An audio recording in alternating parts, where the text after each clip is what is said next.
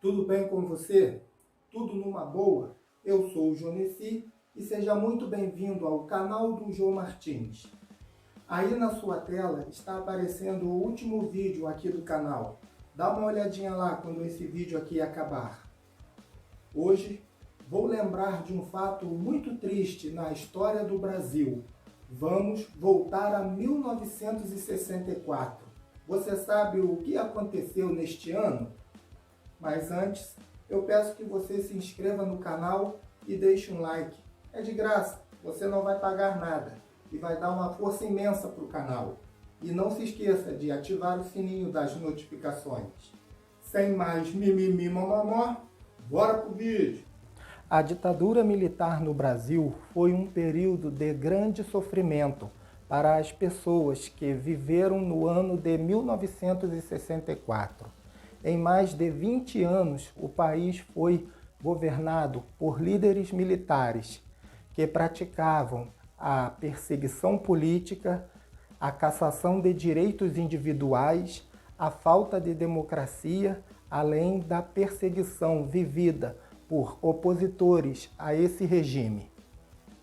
O momento foi um grande marco na história do Brasil e aconteceu por meio de golpe de Estado, realizado no dia 31 de março de 1964.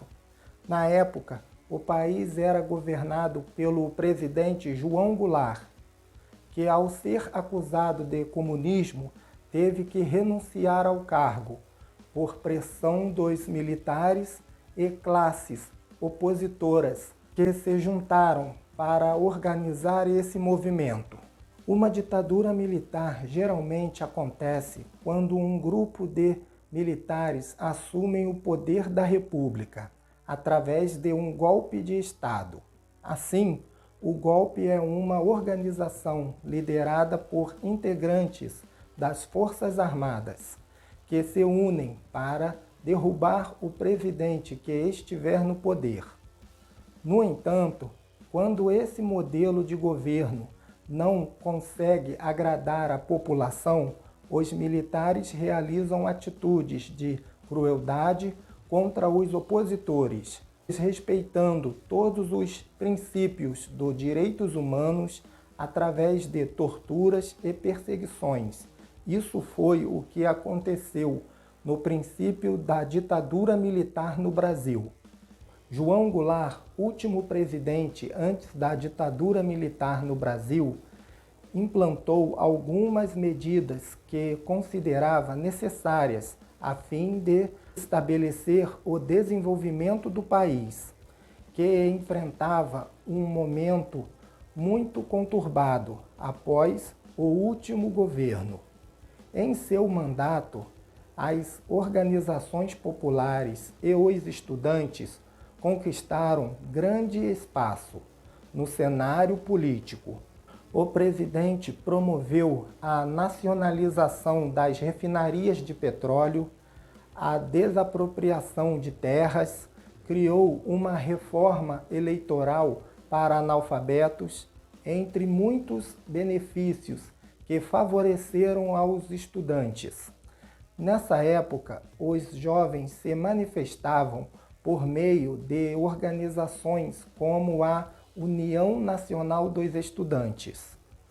Devido às consequências da Guerra Fria, que atingia vários países, os Estados Unidos e alguns países conservadores temiam que o Brasil se aliasse à União das Repúblicas Socialistas Soviéticas e passasse a seguir tendências comunistas. Com isso, os partidos de oposição a João Goulart, como a União Democrática Nacional e o Partido Social Democrático, acusavam o presidente de estar planejando um golpe esquerdista. Dessa forma, seus adversários organizaram o golpe militar. João Goulart, que na época havia sido eleito democraticamente, se sentiu ameaçado diante de tal situação e, para fugir das acusações, e evitar uma guerra fria, renunciou ao cargo, buscando abrigo no Uruguai. Ele tomou essa atitude após a realização do golpe militar, que aconteceu no dia 31 de março de 1964. O golpe, então, marcou o início da ditadura militar no Brasil. Essa seria uma época que traria grande dor para a população brasileira. Pouco tempo depois, esse fato foi publicado pelos militares o primeiro ato institucional, o AI-1. Ele determinava que os presidentes fossem eleitos indiretamente.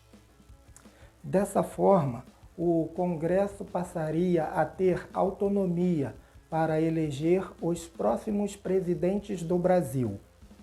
O primeiro escolhido foi o general Humberto de Alencar Castelo Branco, de 1964 a 1967, que antes foi chefe do Estado-Maior do Exército.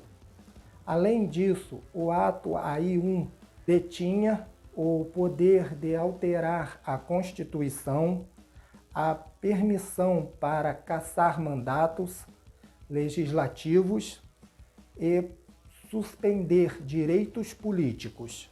No período da ditadura militar no Brasil, foram criados 17 atos institucionais e cerca de 1.000 leis especiais, pois, com a realização do golpe militar de 64, os militares pretendiam ganhar força no poder legislativo.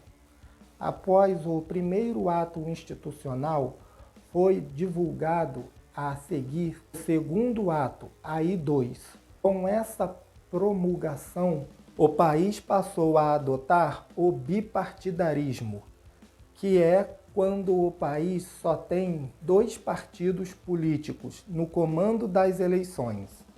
Um era a Aliança Renovadora Nacional, que apoiava o governo, e o outro, Movimento Democrático Brasileiro, que tinha o apoio dos opositores.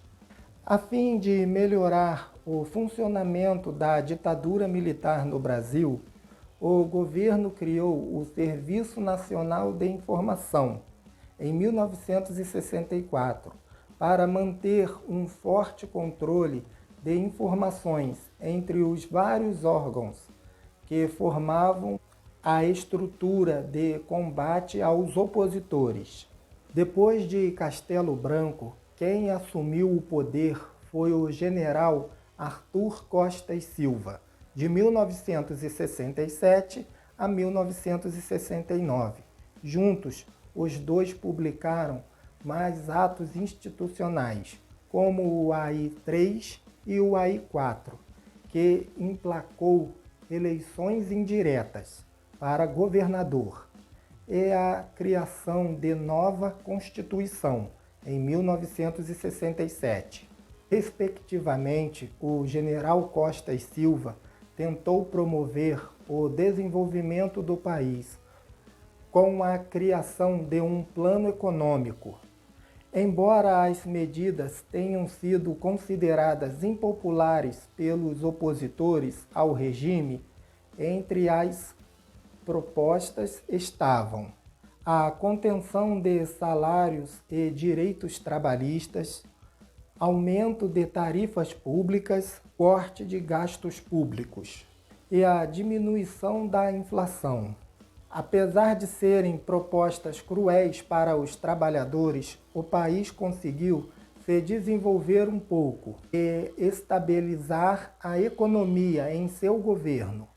O presidente publicou o mais duro ato institucional da ditadura militar no Brasil, o AI-5, que limitou os veículos de comunicação, suspendeu o habeas corpus e impôs restrições à liberdade individual.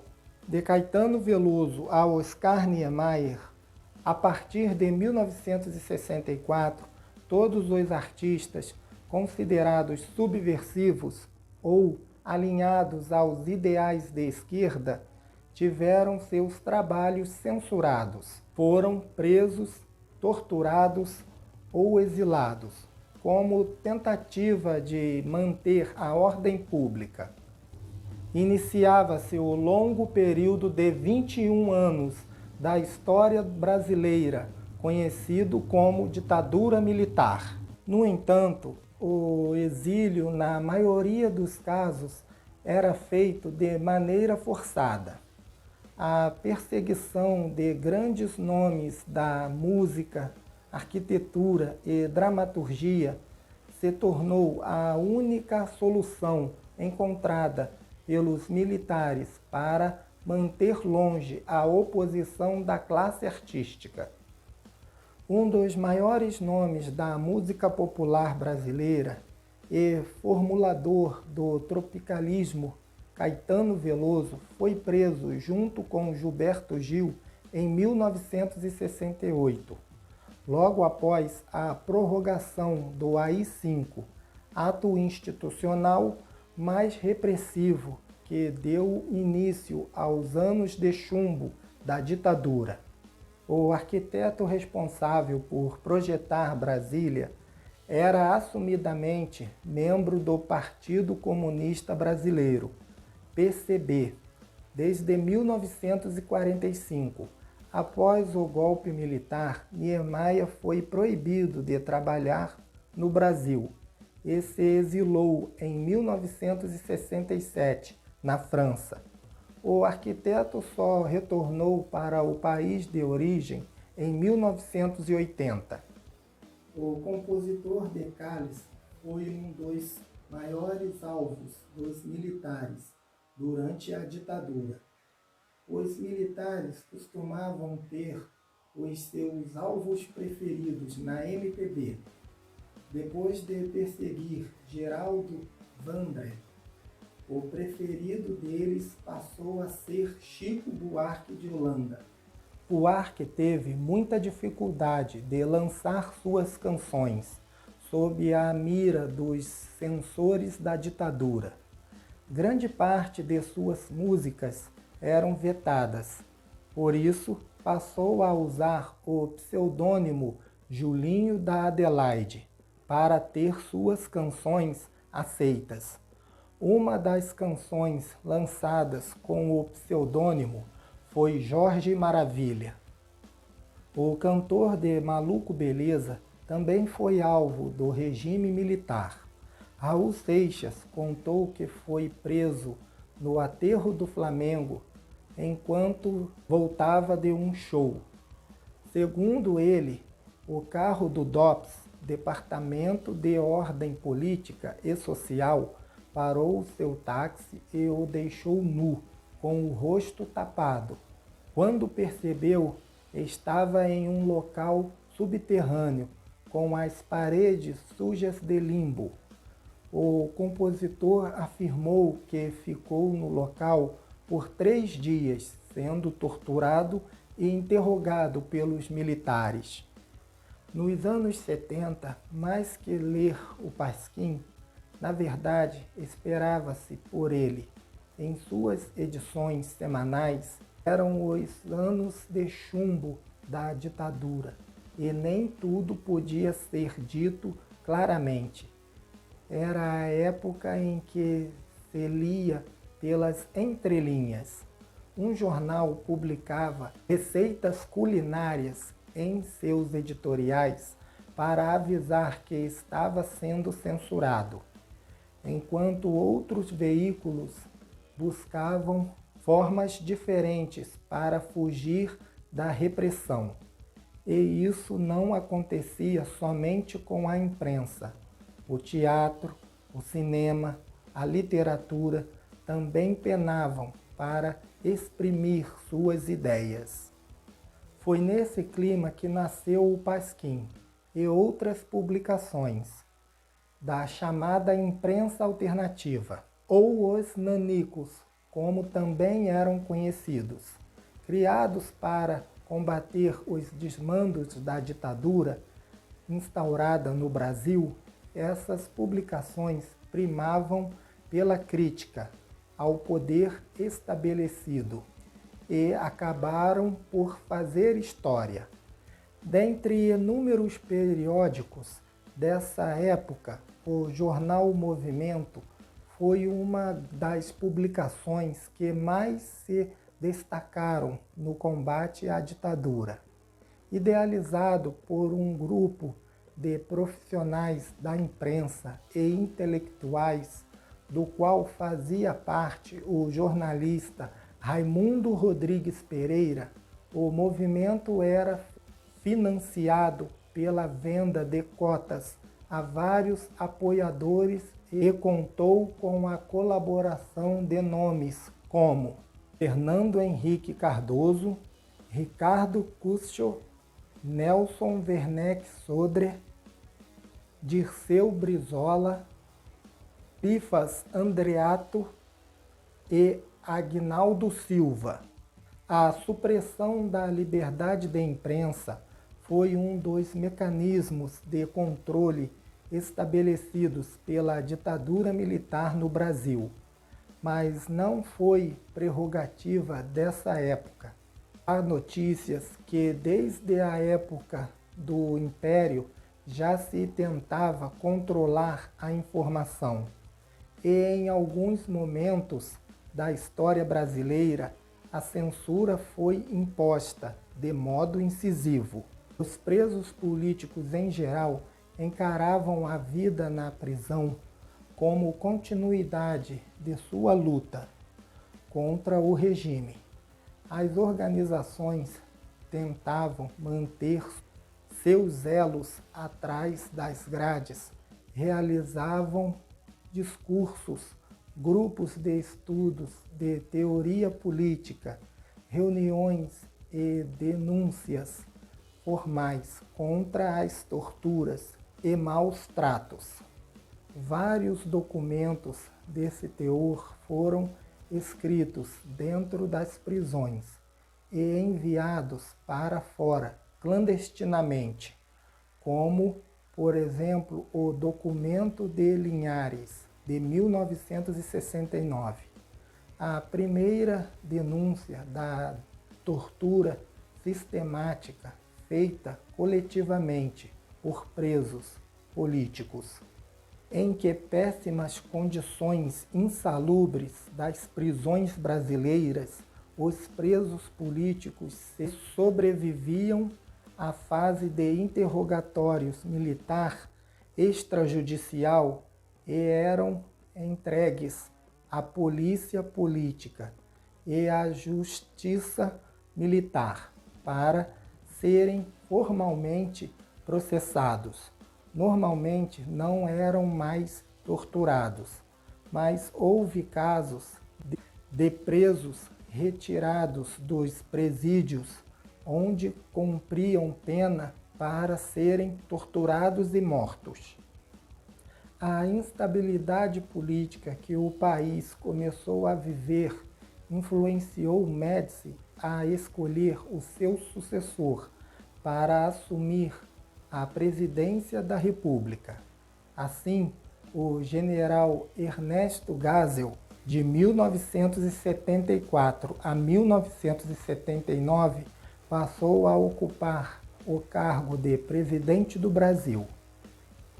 No entanto, ele percebeu que a permanência infinita dos militares no poder causaria altos custos políticos para a corporação e para o país. Por isso, ele decidiu abrir um espaço para a redemocratização e iniciou um processo de ditadura lenta e gradual, com o objetivo de agradar a sociedade. Dessa forma, Geisel revogou o ato AI-5 e restaurou o habeas corpus. Logo após o seu governo, o seu sucessor, João Figueiredo, criou a Lei da Anistia. Ela concedeu o perdão aos militares acusados de crimes políticos e permitiu a volta de milhares de exilados políticos que haviam sido expulsos durante a ditadura militar no Brasil. No último ano do governo de Figueiredo, a população, cansada de ter o país governado por militares, mobilizou-se em defesa das eleições diretas para presidente. Esse movimento ficou conhecido como Diretas Já e marcou o fim da dolorosa ditadura, que durou 21 anos. Essa triste época não pode ser tratada como um simples fato da história do país. Temos que ter consciência de que essa época não pode ter nenhum tipo de chance de retornar. Não podemos perder tudo que custou tanto para conseguir ao longo do tempo. Até o próximo vídeo!